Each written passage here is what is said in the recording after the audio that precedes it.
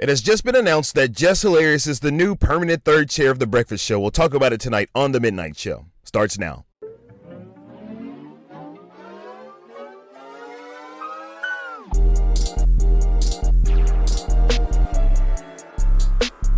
Do every kind of joke you can imagine, and you don't see people up here.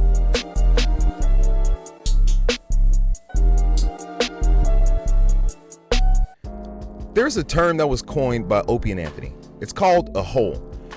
It originates from Jocktober, where they used to go and make fun of other radio personalities around the country, especially teams and duos. The theory was that if a woman did radio, she is a hole. She's a black hole who stops the momentum of jokes, conversations. She's a hole. And so I'm grousing about that and getting some laughs. And so a person in that studio, this was on the radio, on the phone, goes, really? Because I would think at 40 you would still be getting some solutions from the doctor. The hole. Yeah, isn't that weird that it was... The hole. The chick. I mean... They insist just all these... shuts, and all the laughter stops. Yeah. That's... I would think that at 40 the doctor would still come up with some options for you there. Thank you. Why did... Fun. And so there's a pause, and then I go... Yeah, he didn't, is what I'm saying. Now, obviously, I don't feel that way, and obviously there's glaring examples of people who aren't holes. For instance, Wendy Williams. For instance, Robin Quivers, who is the champion of not being a hole. That is a contributing woman to radio broadcasts, and they acknowledge that as well. It's been generally considered in old world radio, being the oldest medium that we have as far as broadcasting, that women do not belong on the radio. Let's fast forward to the contemporary shows. Now, we talked about Wendy Williams. We'll get into that whole history of how Wendy Williams and Angie Martinez kind of started the trends out and Star and all of that. But let's talk about the Breakfast Club. Let's talk about Ebro in the morning. Now, Laura Stiles, I love Laura Stiles. She doesn't have the same problems that I have with Angela Yee, because Angela Yee, controversial take, is very much a hole. Notice in these clips how the momentum of the conversation is halted by Angela Yee wanting to spew off her pre-recorded questions, her pre-dictated questions, and literally stops the momentum of conversation to get her part in. We'll look at it now. Baff whoever goes on after me in any circumstance. No, for real though. Listen, that was the best moment at Power that was a great House. I'll give you that. I'm not going to hold on that.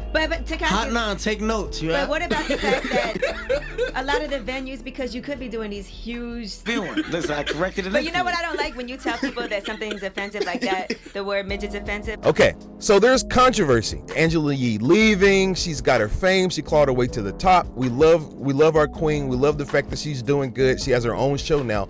Fantastic. The problem is, Envy needs that third chair, because much like Greg Opie Hughes from the Opie and Anthony show, he can't carry that show by himself. He's not funny. Charlamagne the God, on the other hand, has surrounded himself by some of the funniest people in the world.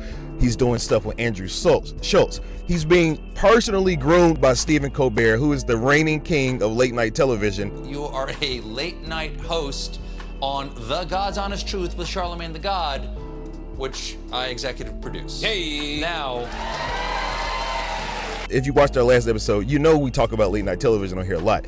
He is literally the host of The Late Show and gave Charlamagne the God Hell of the Week show, where he's surrounded by even more comedians.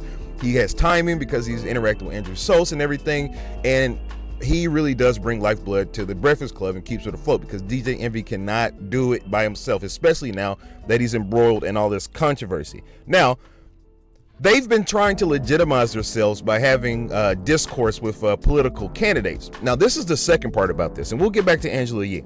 But this Teslin Figaro lady that they bring in, the bulldog that they bring in to berate these people like Marianne Williamson, we'll watch it now. Is there another presidential candidate talking about reparations right now? No, I criticize them just as well, ma'am, even worse. Yeah. But I'm still going to ask you the questions. and I think running for president is a way that you are contributing to the political commentary. So I think by running for, and even Vivek Ramaswamy, who was not having it. We'll watch it now. Can I just correct a couple factual things that are kind of important? My parents didn't bring me over to the country. I was Okay, born in scratch this that country, off and I'm proud no, of that. No, I know you were born here in Ohio. Yeah. Ohio. You mentioned my I'm parents saying your brought me- parents were immigrants. You said- My apologies. That's all right. You said your parents brought you over to this country. I Yeah, thought I my would set apologies. that record straight. I mean, they were immigrants, but let's They not were go down the immigrants. water Oh, hole. no. We're not going to water hole. I just want to correct a couple facts. And then the other thing is... You were born here in Ohio. So she was never in consideration. At least I hope so, because she is a terrible addition. But who's an actual comedian? Who's relevant? Who comes from the internet era and is recognizable by the people who are consuming this kind of urban media? Jess Hilarious. Now, here's the thing. Jess Hilarious starts off as an internet personality. Fine. She's groomed herself and cut her teeth and actually done stand-up and sold out shows and stuff. So now she's a legitimate comedian.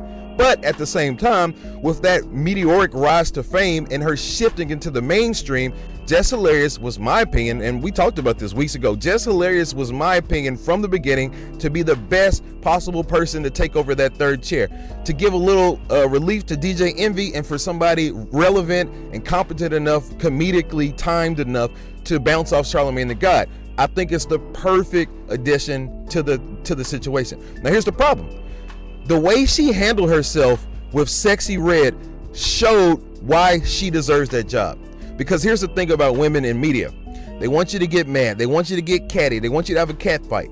She handled herself with such class and poise, even though the girl would not even talk to her, would not even face her. She dug her way out of that, and then just days later, she's announced as the new third chair. That's how you know. That was her final test. That's how you show poise. That's how you show professionalism. Jess Hilarious, you deserve this, girl. You deserve this, sister. We're so happy for you here at the Midnight Show. It's going to make the show a lot better because, like I said, DJ Envy cannot carry that show. It will make it a lot better, and it does add to the longevity of the show because here's the thing. Charlamagne the God, if you watched our last episode, is being developed. He's being groomed for something bigger.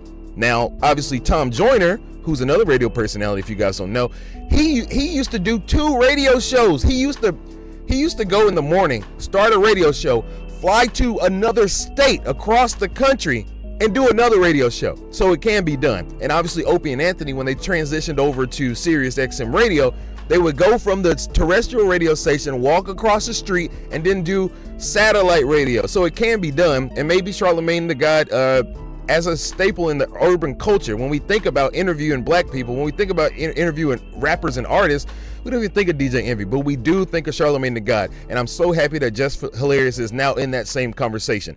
This is wonderful stuff. This has been a week of just announcements and elevations of people within like broadcast media, and I love it. We love it here at the Midnight Show.